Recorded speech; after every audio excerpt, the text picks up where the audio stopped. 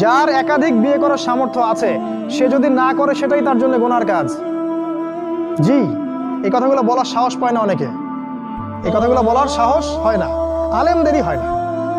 দুইটা বিয়ে করলে মানুষ আবার কি মনে করবে, আমার মনে হয় চরিত্রের সমস্যা ইত্যাদি ইত্যাদি। আরে বোকা, তাহলে কোরআনের মধ্যে 4টা বিয়ের কথা আসলো কেন? আল্লাহ পাক কি এমনি এমনি আয়াত নাযিল করলেন নাকি?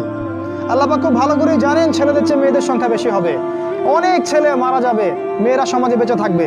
কত অসংখ্য এতিম মেয়ে সমাজে পড়ে আছে, অসংখ্য বিধবা মেয়ে সমাজে পড়ে আছে। ওদের দায়িত্ব নিতে হবে না? কে নিবে ওদের দায়িত্ব? যদি ছেলেরা দায়িত্ব না নেয় কে দায়িত্ব নিবে?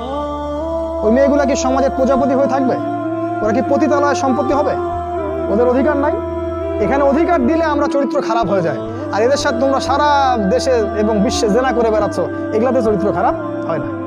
একটা ছেলে বিয়ে করার পরেও 10টা মেয়ের সাথে পরকীয়া করে, এটাতে চরিত্র খারাপ হয় না।